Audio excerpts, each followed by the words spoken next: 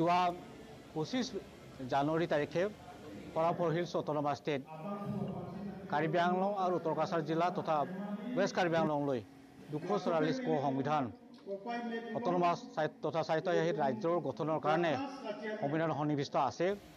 যোৱা 5টা দশক ধৰি কাৰ্বি আংলং ৰাইজে উত্তৰ কাছাৰ জিলা ৰাইজে ৱেষ্ট কাৰ্বি আংলং জিলা ৰাইজে শান্তি তথা গণতান্ত্ৰিকভাৱে আন্দোলন কৰি আহিছে। MOU তথা MOS দুটা হৈ গৈছে, কিন্তু আজিলৈকে ৰূপায়ণ হোৱা নাই 244 ক সংবিধানৰ অনুচ্ছেদৰ মতে। সেয়েহে যোৱা 25 জানুৱাৰী তাৰিখে ফলাফল হিলছ অট'নমাছ ষ্টেট মুভমেণ্ট আমি বিভিন্ন দল সংগঠন লৈ AICC, CPI, APSLC, জেমচাংচি কে আদি কৰি KSA, KNC তথা DSU কে আদি কৰি 34টা সংগঠন লৈ আমি ফলাফল হিলছ অট'নমাছ আমি গঠন কৰিছোঁ। তাৰে বিভিন্ন আমি কাৰ্যসূচী লৈছোঁ ৰাইজৰ আৰু মেম'ৰাণ্ডাম ছাবমিট কৰিছোঁ অসম চৰকাৰ তথা কেন্দ্ৰীয় চৰকাৰলৈ। আৰু লগতে যোৱা 11 জুলাই তাৰিখে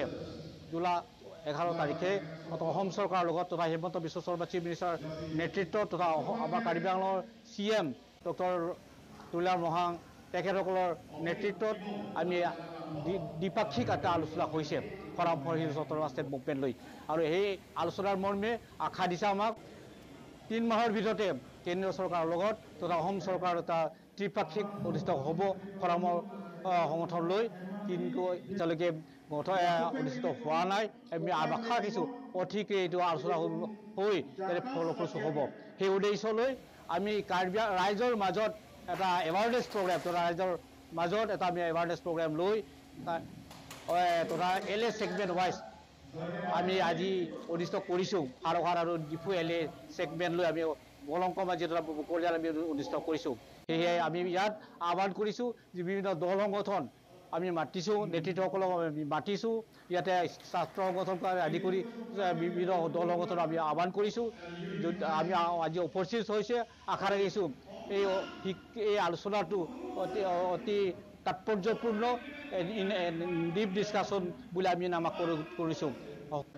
Article 244A, creation of an autonomous state within the state of Assam.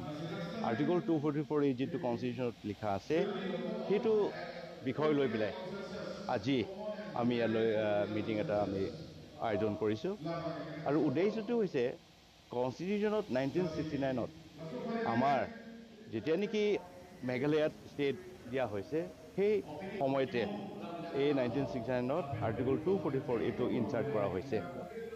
সেই তেতিয়া অসম গভৰ্ণমেণ্ট আসাম গভৰ্ণমেণ্টে আমাক সুধিছিলে যে আপোনালোকে নতুন যিটো ষ্টেট ক্ৰিয়েট হ'ব গঠন হ'ব তালৈ যাবনে অসমত থাকিব।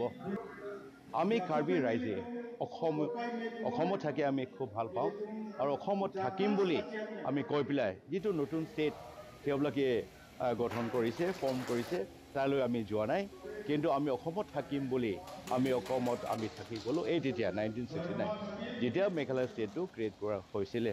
আৰু এতিয়ালৈকে আমি অসমৰ পৰা আমি যাব নিবিচাৰোঁ, আমি অসমতে থাকিম। অসমীয়াবিলাকৰ থাকি আমি আজি বহুত বছৰ ধৰি আমি একেলগে থাকিলোঁ, আমি খুব ভাল পাওঁ, আমি একেলগে থাকিবলৈ আমি বিচাৰোঁ।